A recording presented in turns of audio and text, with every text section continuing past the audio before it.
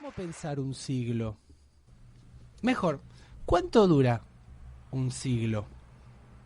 ¿40 años? ¿200? ¿100? André Gide se preguntaba, ¿qué es un negro? Pero sobre todo, ¿de qué color es un negro? Para pensar el siglo XX y seguir poniendo manos a la obra en el mes de Praxis, vamos a plantear una serie de unidades históricas posibles, inspiradas en el libro El siglo, del filósofo francés Alain Badiou. Claramente hay una primera unidad histórica entre 1914 y 1918. Esa primera unidad histórica incluye la Primera Guerra Mundial, la Revolución Rusa, y después, entre 1918 y 1989, ya incluidas también las siguientes guerras, la siguiente guerra mundial, que fue la segunda, las guerras coloniales, la guerra ideológica, que fue la Guerra Fría, hasta el derrumbe de la Unión Soviética y el fin del enfrentamiento entre el régimen comunista y el régimen capitalista. Es lo que se llama el siglo corto, ese siglo que va desde 1914 hasta 1989, o como ha sido llamado también el siglo comunista. Pero si pensamos en este pequeño siglo, en este petit siècle, tenemos dos parámetros incuestionables y definitorios para pensarlo: el parámetro de la guerra y el parámetro de la revolución. Nazismo, fascismo, estalinismo, colonialismo nos hablan en cierto punto de una acumulación de masacres. Y se pregunta el filósofo francés Alain Badiou, ¿el crimen podría ser la unidad del siglo XX? Campos de exterminio, torturas, estados asesinos, ocupaciones, terror por doquier. Bueno, esa parece ser la solución liberal. Tras todo ese tendal de sangre, al fin triunfaron el capitalismo, los mercados libres y las democracias. 1990 inicia la era triunfante, en la cual, según esta perspectiva, se termina con la masacre de los superestados. Ya quedan irremediablemente atrás los fantasmas del fascismo, Stalin está muerto y, como ha dicho Sabina, se acabó la revolución, que viva la peluquería. Tres historiografías posibles hay a lo largo de este siglo: la historiografía comunista, la historiografía fascista y la historiografía liberal.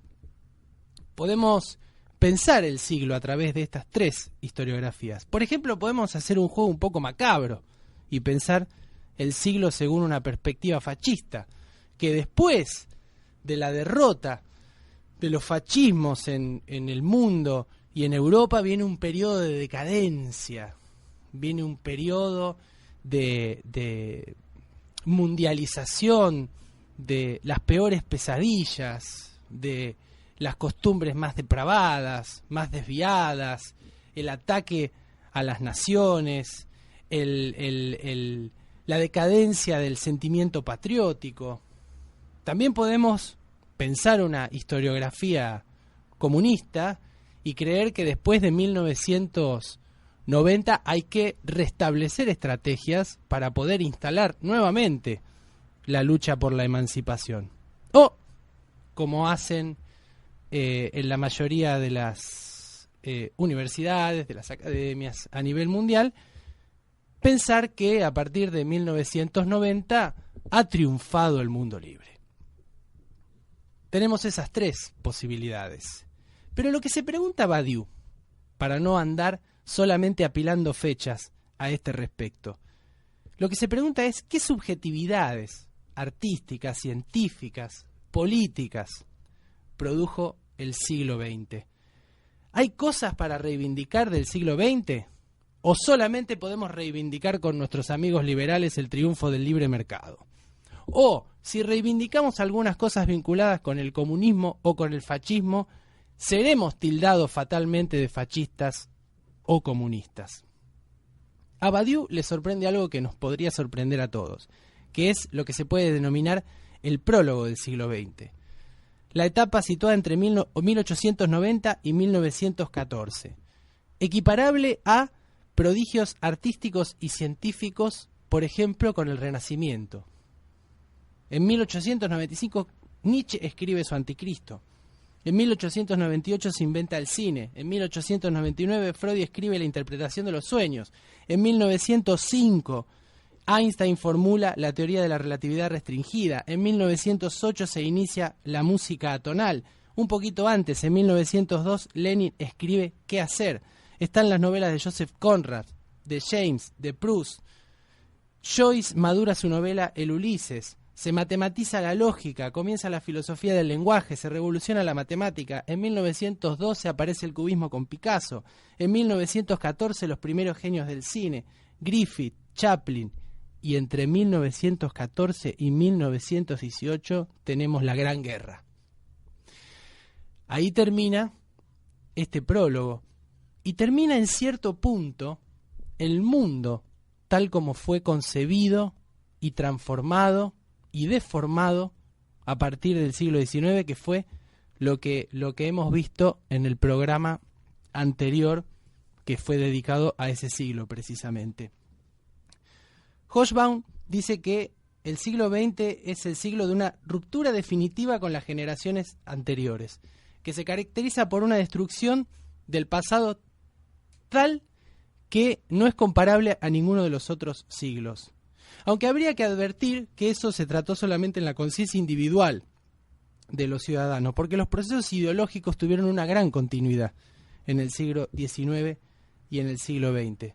A este respecto, el mismo historiador habla de que entre 1914 y 1918 y entre 1918 y 1945 se sucede en una era de catástrofes. El prólogo del siglo acaba en catástrofes. En 1918, después de la Primera Guerra Mundial, aparece el periodo de entreguerra, el nacimiento de los fascismos, la consolidación de la Revolución Rusa, la crisis del liberalismo del 29, que empezó a instalar la sensación en el mundo europeo de que el capitalismo iba a fracasar.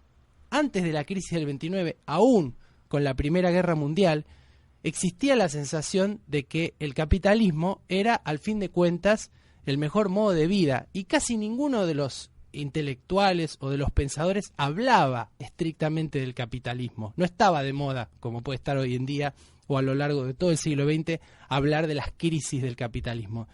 Solo sucedió eso a partir de 1929. Después con la expansión del fascismo y con la coronación de la catástrofe con la Segunda Guerra Mundial. Hobsbawm dice que después viene una edad de oro, una prosperidad económica y un crecimiento del capitalismo inesperados, una producción de riqueza imparable y una repartición ideológica del mundo que es la que va a imperar hasta más o menos 1980 y definitivamente hasta 1990. El hundimiento del socialismo implica el triunfo, naturalmente, del capitalismo, pero a partir de ese triunfo, y eso lo vamos a ver más adelante, el capitalismo atravesará sucesivas y desgarradoras crisis. Y también la necesidad de una evaluación hasta ahora siempre postergada de su criminalidad y de su papel en tanta masacre. Así que a pensar el siglo XX.